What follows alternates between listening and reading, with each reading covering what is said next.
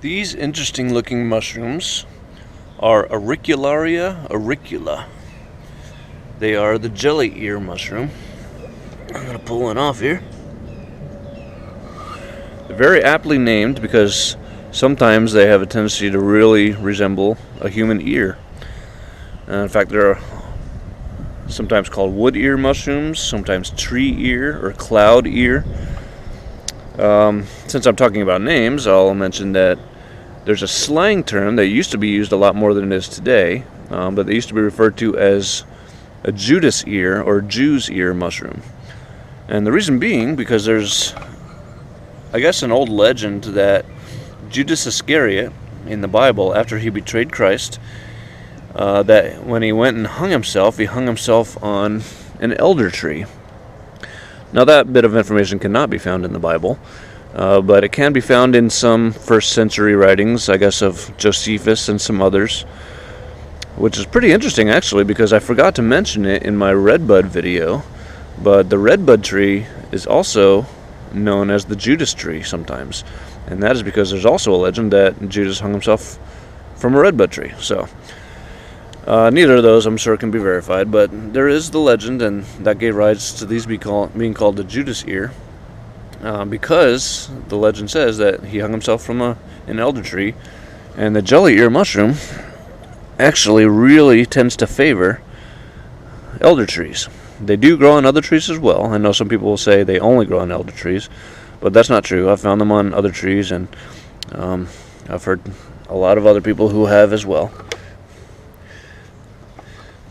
But it gave rise to the legend that, this is somehow a curse that was placed on the tree, or his spirit coming back to sort of haunt it or something like that. But anyway, these are an edible mushroom, and they're used a lot in Asian cooking.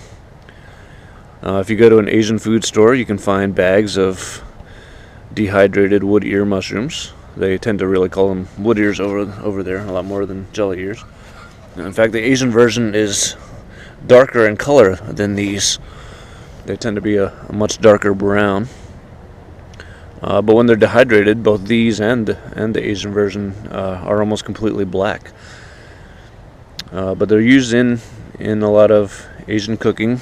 I've been told that if you've gone to a Chinese food store, or Chinese restaurant, if you've gone to a Chinese restaurant and had like hot and sour soup, or maybe even wonton soup, then there's a good chance that you've had wood ear mushrooms, because they use them in their cooking for a lot of those kinds of soups and stir fries and things like that. They have a really rubbery texture to them, not only when they're raw, but also when they're cooked. So a lot of people don't like that. I actually really do like it. If you tend to not like things that are chewy and rubbery, like calamari or something like that, then you probably won't like the texture of this mushroom. But they do they're a lot easier to chew up than calamari, but when you bite through them, they have a crunch, a real bit of a rubbery crunch to them, which is hard to explain. You just have to try it. But I actually really like that. I know that some people don't. But they really don't have a flavor of their own. They're quite tasteless. But they tend to take on the flavor of whatever you cook them with, or whatever you cook them in. If you cook them in some sort of sauce or seasoning, they will take on that flavor very well. I like to cook them in, some Asian kind of sauces, like soy sauce, or some, teriyaki sauce. Frank's Red Hot actually makes a sweet pepper sauce that I really like to cook them in. I think that's pretty good. But this is actually a mushroom that is safe to eat raw. A lot of mushrooms, they tell you really shouldn't, but this one you can. Now, you do want to make sure it's clean. One good thing about this mushroom, if you want to eat one raw, is that they don't have any gills or any, places like a lot of mushrooms do, where bugs and critters can hide. If they look clean, then they're probably clean. You just want to, where you picked it off the tree, make sure there's no little bits of bark or moss growing on it. I'm going to rip one open just to kind of show you the inside a little bit. This one's kind of thin. When they're thicker, you can see that there's more of a kind of a jelly-like clear substance on the inside. This one's pretty thin. But like I said, you can take it just like this. Just eat it raw. Got that rubbery crunch even when they're raw. But they actually taste like nothing. Taste like rubber water, for lack of a better description.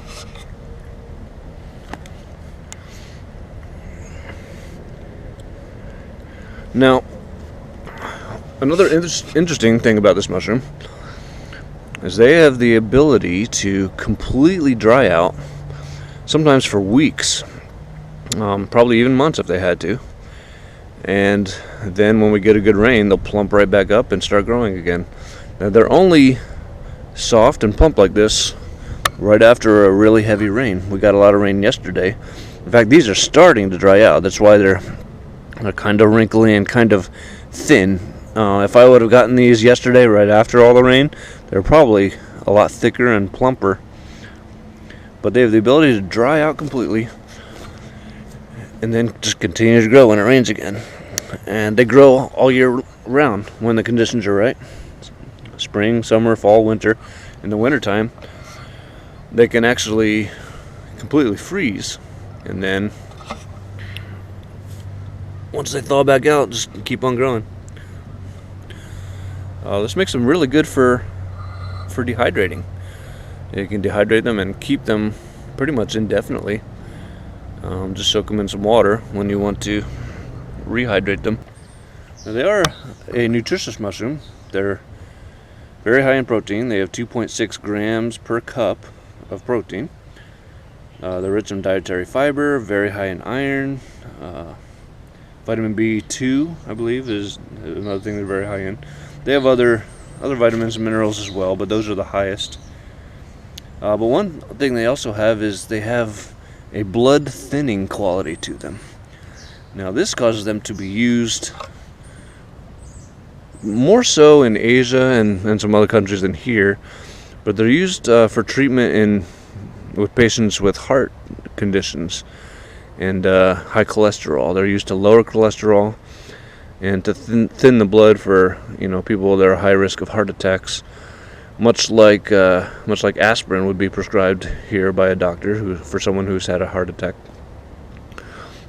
Now, if you're interested in trying to use them for something like that, I would do a lot of thorough research because I don't know much about that. I'm not an expert on that. But consult your doctor, do a lot of research. Don't just start taking them, for that purpose. Because one thing they say is that these are actually not safe for pregnant women to eat because of the blood thinning qualities. They can cause complications with the pregnancy. Some pretty big ones down here.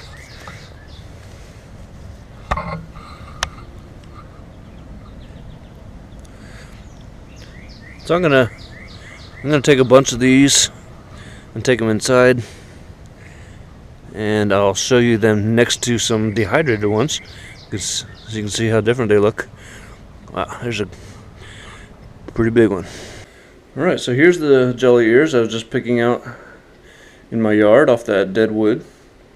I've got 2 trays worth. Some rather big ones. That's that great big one. Sometimes they're not exactly, sometimes they really have this sort of ear shape.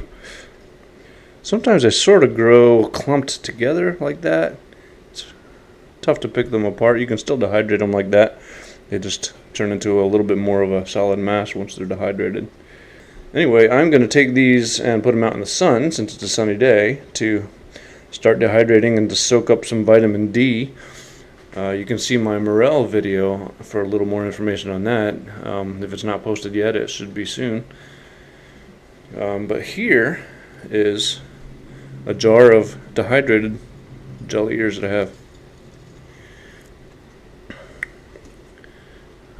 You can see they just turn into a little dry crisp. They flex a little bit, but if I were to squeeze that, it would break. What I'm going to do is take some of these, just drop them in some water, and I'll show you what they look like. Okay, here's the biggest one I'm going to do, just so you can get a view for the size that it is in my hand when it's dried up, and we'll see how big it is once it's plumped back up. I'm going to try to rehydrate some in some kombucha. My wife and I love kombucha. We brew our own. If you're not familiar with that, see the website. There's a tutorial on it, on making it. I'm going to pour a little in there. And like I said, I haven't tried this before. I'll just let them soak up that kombucha and see how they taste. Alright, it's been a few hours. It actually doesn't take that long, but I've been out doing some yard work. And here are the jelly ears that I soaked in the water that were dry.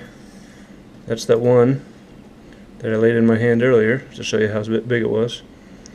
So that's how big it plumped up. And here are the others. Now, here are the kombucha ones. And I already tried one. It's a subtle taste, not as strong as I thought it would be, but Shaylin's gonna try one. Tastes like that, better than candy. Seriously, what do you think it tastes like? Really, it tastes really good. Oh yeah? Tastes kombucha-ish? Well, it tastes like lemon and sweet and all kinds of fruit taste like strawberry and ice cream taste almost. Really? Well, that's pretty impressive. To me, like I said, they don't have as strong a kombucha flavor as I thought they would, but it's subtle and it's better than just eating them plain. So I actually kind of like it. So this is the tray of jelly ears that I showed you I was drying out. Got some oyster mushrooms there. This was that great big one that took up almost my whole hand. And that's what it shoveled down to. And see how hard they get. I'm gonna jar them up.